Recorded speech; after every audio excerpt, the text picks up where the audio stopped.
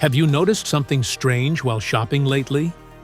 Those familiar stores that once felt like part of every neighborhood are suddenly disappearing one after another.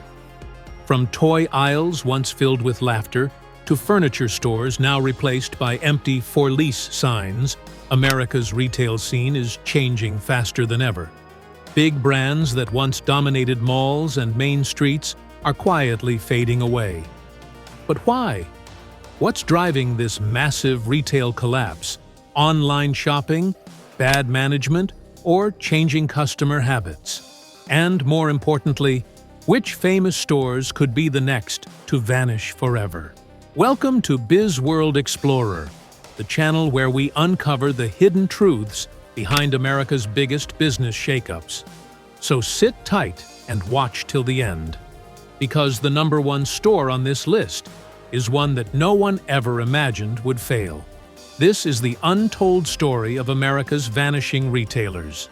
Number 10. Bed Bath & Beyond. What really went wrong? Few retail collapses have stunned Americans quite like the downfall of Bed Bath & Beyond. Once the go-to destination for everything from cozy towels to kitchen gadgets and college dorm must-haves, this home goods giant officially filed for bankruptcy in 2023, closing all 360 remaining stores across the U.S. But what really caused this beloved chain to fall apart? It wasn't just Amazon's rise or Walmart's unbeatable prices. It was a mix of bad timing, poor leadership, and a failure to adapt. For years, Bed Bath & Beyond thrived on its famous 20% off coupons. Those blue and white flyers were everywhere, mailed to millions of homes and stuffed into shopping bags. But when inflation hit, supply chains broke, and customers began hunting for better online deals, those paper coupons lost their magic. Meanwhile, the company's digital transformation came too late. While competitors like Target, Wayfair, and Amazon were mastering e-commerce and fast delivery, Bed Bath & Beyond kept pouring money into physical stores, many of which were too large and too expensive to maintain. By the time they finally realized customers preferred shopping with a single click from their phones, it was already too late. Even attempts to reinvent the brand by focusing on private labels backfired, confusing loyal customers who simply wanted their favorite products back. Ultimately, decades of brand trust couldn't survive a modern retail war driven by technology and convenience. Today, the brand technically still exists, but only online, after being acquired by Overstock.com and renamed Beyond. So tell me, after hearing all this, would you still shop at Bed Bath & Beyond if it made a comeback online? Or were you one of the loyal customers who used to love their stores? Number 9. Party City. The party's over. Remember Party City, the bright, colorful store that had everything from Halloween costumes and birthday decorations to balloons for every occasion? Well, it seems the party's officially over. In early 2023, Party City filed for Chapter 11 bankruptcy, confirming the closure of more than 80 stores across the United States. The reasons? Years of declining sales, overwhelming debt, and rising costs that slowly drained the life out of the company. But the final blow came from the pandemic. When gatherings were banned and celebrations turned into awkward Zoom calls, Party City's entire business model collapsed almost overnight. No parties meant no balloons, no decorations, and no customers. Even after restrictions lifted, the spark never fully returned. The company tried to pivot toward online sales, but competitors like Amazon and Walmart were already miles ahead, offering cheaper supplies, faster delivery, and a wider selection. Party City simply couldn't keep up in a digital world that moved faster than its recovery plan. Even after a restructuring attempt in 2024, Party City continued to struggle with high rents, low foot traffic, and unsustainable debt. Many stores that survived the first wave of closures now sit half-empty, a sad reminder of what used to be the nation's ultimate party destination. Ironically, the brand that once sold joy, laughter, and celebration became another somber headline in America's ongoing retail crisis. What was once a symbol of fun is now a story of missed opportunities and changing times. So tell me, after hearing all this, would you still shop at Party City if it made a comeback online? Or were you one of those who used to visit their stores every Halloween or birthday season? Number 8. Tuesday morning, from treasure hunt to bankruptcy. For decades, Tuesday morning was every bargain hunter's secret paradise. It wasn't flashy like Walmart or trendy like Target, but that was part of its charm. Shoppers loved wandering through aisles filled with brand-name home decor, bedding, and kitchenware, all at discount prices. Every visit felt like a treasure hunt, where you never knew what deal you might find next. But that old-school shopping thrill couldn't survive in today's retail battlefield. As online shopping exploded and consumers got used to browsing from their phones, Tuesday morning's in-store only model started to look outdated. There was no e-commerce strategy, no digital loyalty program, just shelves of random deals waiting for foot traffic that kept shrinking year after year. The company filed for bankruptcy not once, not twice, but 3 separate times, with the final blow coming in 2023. This last filing led to the closure of over 500 stores nationwide. The pandemic was especially brutal, as lockdowns kept customers away, and supply chain issues made it harder to keep stores stocked. Meanwhile, online giants like Amazon, Overstock, and even TJ Maxx's digital presence swooped in to capture their audience. By 2025, only a handful of Tuesday morning stores remain, most of them run by independent owners under licensing deals. It's a quiet and bittersweet ending for a brand that once felt like a hidden gem in the world of discount shopping. In the end, Tuesday morning stands as a powerful reminder that nostalgia alone can't keep a business alive. When customers move online and technology evolves, even the most beloved stores must evolve too, or fade into memory. So, what about you? Did you ever shop at Tuesday morning? And would you still visit if the brand somehow made a digital comeback? Number 7. Christmas tree shops. A holiday favorite fades away. Who didn't love wandering through Christmas tree shops? Despite its festive name, it wasn't just about Christmas. It was about affordable home decor, seasonal gifts, scented candles, and all those little treasures that made your house feel warm and welcoming. For many families, stopping by the store was a tradition, especially during the holidays. You'd walk in for one item and leave with a cart full of decorations you didn't even know you needed. But sadly, that magical shopping experience came to an end. In 2023, the Massachusetts-based chain filed for bankruptcy and began shutting down all 70-plus stores across the United States after failing to find a buyer. For a brand built on joy and nostalgia, the news felt like a punch to the gut for its loyal fans. So, what went wrong? The collapse wasn't caused by a single mistake. It was the result of several challenges hitting at once. High inflation made everyday goods more expensive. Shipping costs skyrocketed, and customers, facing tighter budgets, started cutting back on non-essential purchases like decorative home items. At the same time, competition from online retailers like Amazon and discount giants like Dollar Tree made it difficult for Christmas tree shops to stay relevant in an era when people preferred convenience over browsing aisles. But perhaps the saddest part of all was the loyal fan base's desperate attempt to save it.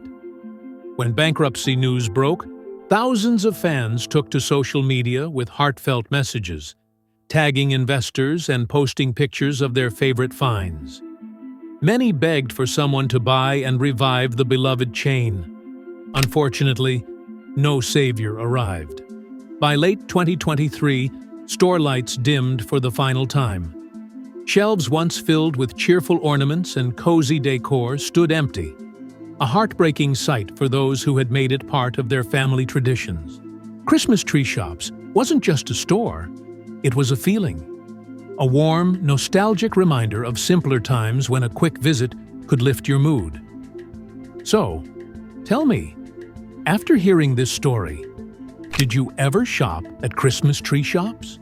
And if it somehow reopened tomorrow, would you walk through those festive aisles again? Number 6. Rite Aid, the pharmacy giant on life support. Rite Aid used to be one of the big 3 pharmacy chains in America, alongside CVS and Walgreens. But by 2024, the company was drowning in over $3 billion in debt and thousands of lawsuits tied to the opioid crisis. In October 2023, Rite Aid filed for bankruptcy, closing hundreds of stores nationwide. Even worse, the closures hit smaller towns the hardest, leaving residents without local pharmacies. Unlike CVS or Walgreens, Rite Aid struggled to modernize. Their stores looked outdated, their digital services lagged, and competition in prescription delivery left them far behind. Today, the company is fighting to stay alive by selling off assets and cutting costs. But for many Americans, the local Rite Aid has already vanished. Another empty corner where a neon "Open 24 Hours" sign once glowed. Before we move on to the top 5, a quick question for you. Which of these disappearing retailers surprised you the most so far? Drop your answer in the comments. I'd love to see your thoughts. And if you're enjoying the video, don't forget to hit that like button and subscribe to BizWorld Explorer, where we uncover the hidden truths behind business, money, and markets every week. All right, let's continue our countdown, because the next few stores might shock you even more. Number 5, The Body Shop, beauty brand in crisis. There was a time when The Body Shop was more than just a store. It was a movement. In the 90s and early 2000s, it stood proudly for cruelty-free skincare, natural ingredients, and ethical sourcing long before those became buzzwords. Walking into a body shop felt like stepping into a world of compassion. From the fruity body butters to the handmade soaps, and the famous Love Your Body campaigns. It wasn't just selling beauty, it was selling values. But by the 2020s, everything changed. The beauty industry had evolved fast, and the body shop struggled to keep pace.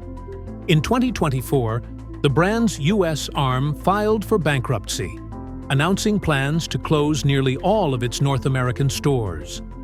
For a company that once inspired millions to shop with conscience, it was a shocking downfall. So, what exactly went wrong? A mix of fierce competition, market oversaturation, and shifting consumer behavior. New age brands powered by influencers and social media, like Glossier, Fenty Beauty, and Rare Beauty, dominated the market by connecting emotionally with younger audiences online. Meanwhile, retail giants like Sephora, Ulta, and Amazon's own skincare lines offered endless variety and convenience that the Body Shop's traditional mall-based stores simply couldn't compete with. Even though the Body Shop tried to adapt, launching e-commerce initiatives and updating store designs, it was too little, too late. Customers who once loved its activist spirit had moved on to fresher, trendier brands that spoke their digital language.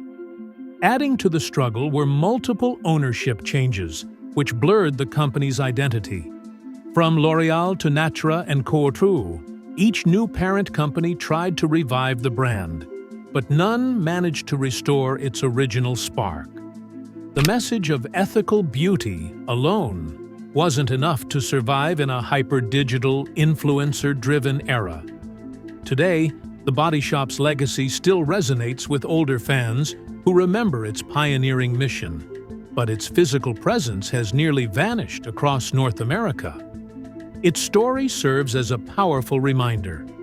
Good ethics and great intentions mean little without innovation and digital evolution. So tell me, after hearing this, did you used to shop at the Body Shop?